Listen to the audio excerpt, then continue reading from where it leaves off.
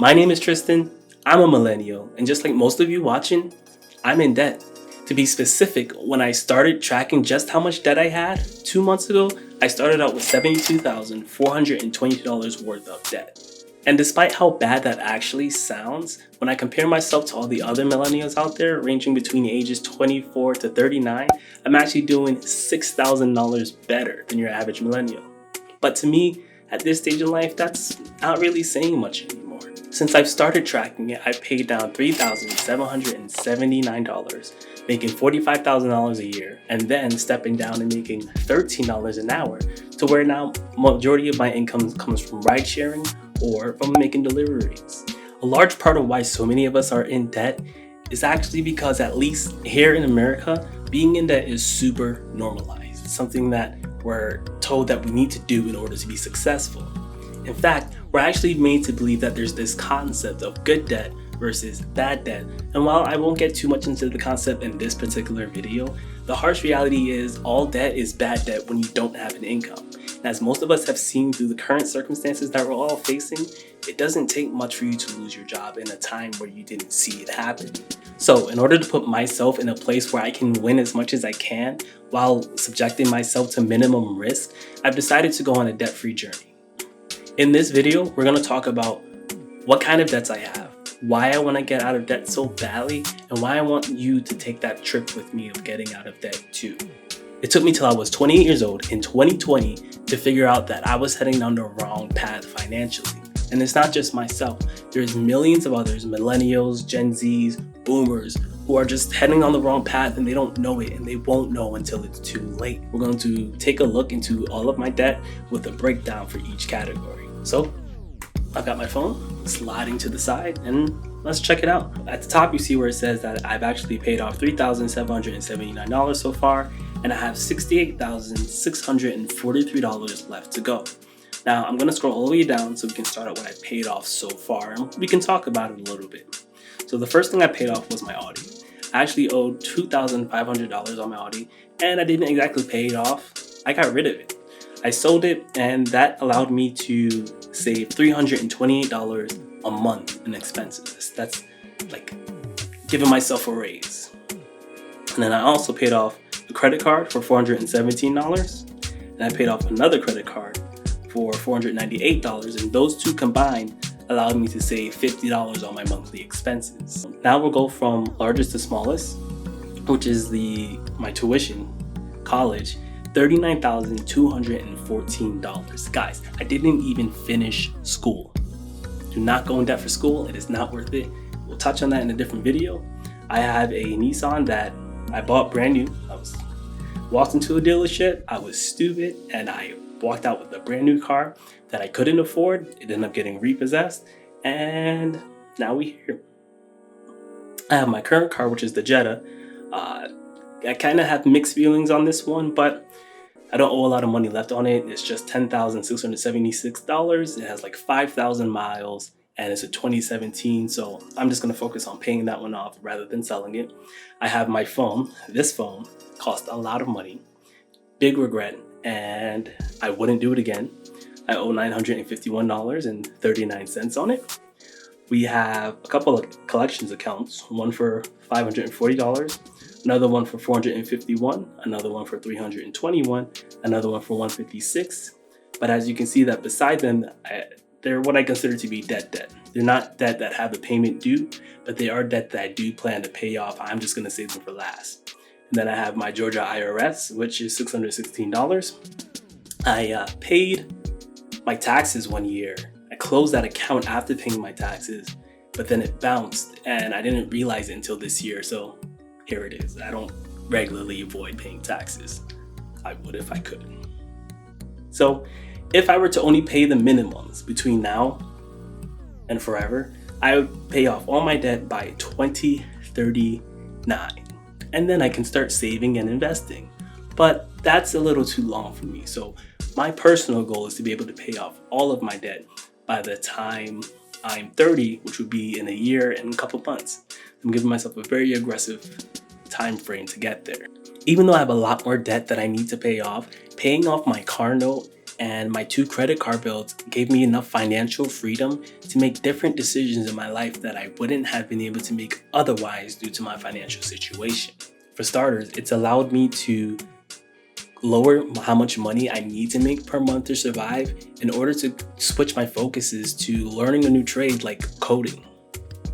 So when I lowered how much my bills were per month, that gave me more money to save, less bills to worry about, essentially gave myself a raise without doing too much.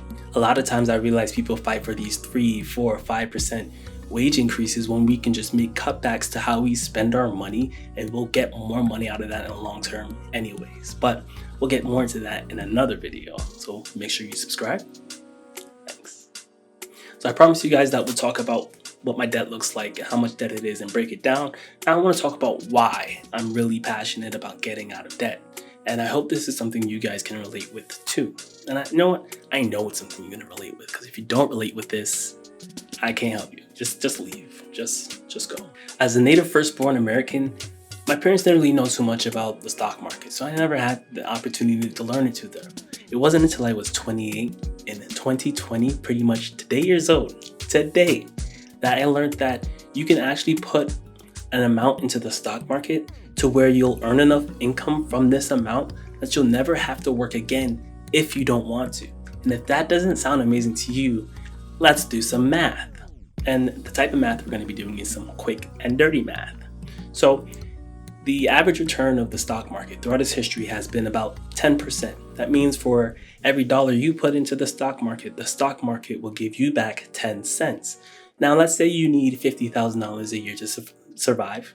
To my friends in New York, I know this part isn't for you, but you can use this as a basis for your math. So 10% of $500,000 would give you $50,000. So all you would have to do is save up enough money, put $500,000 into the stock market, and every year that will spit out $50,000 in return.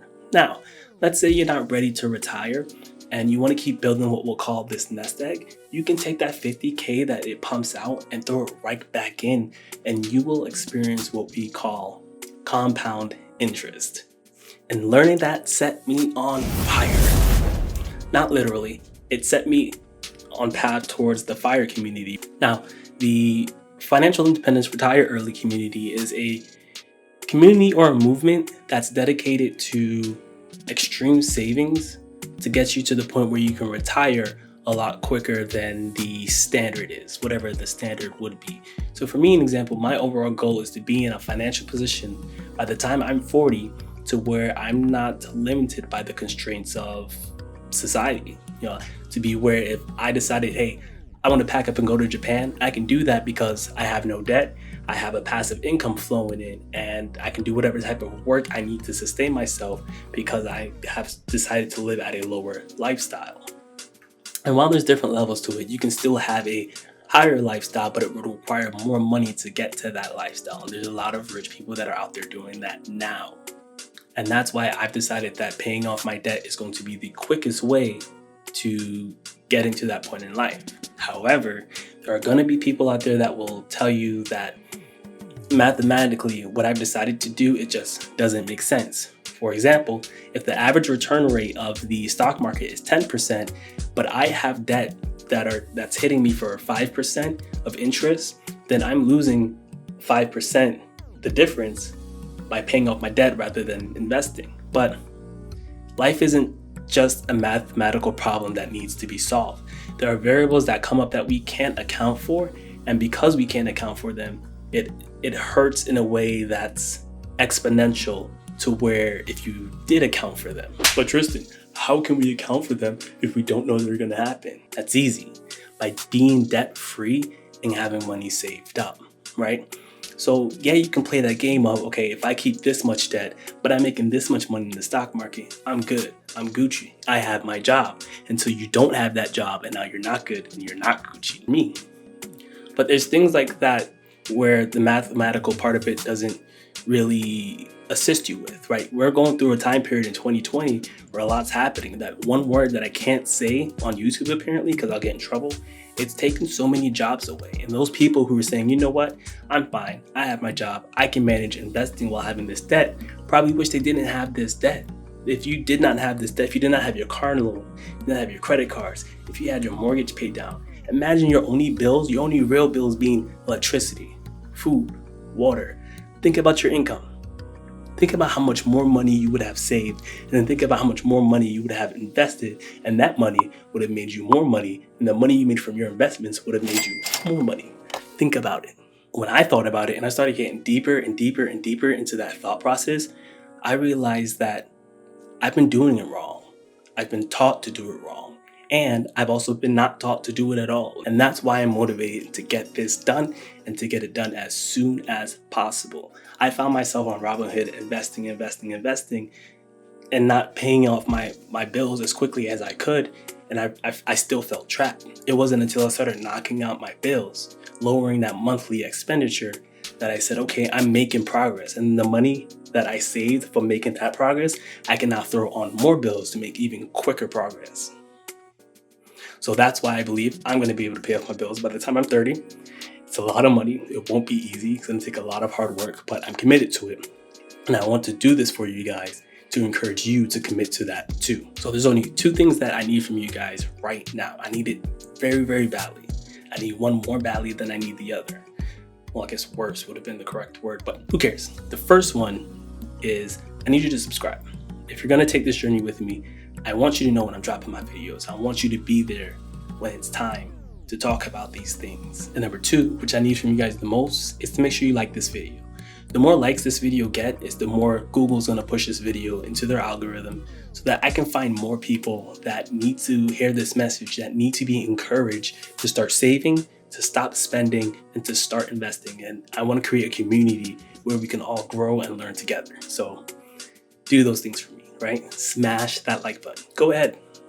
I'll wait. I got time. I'm just a video.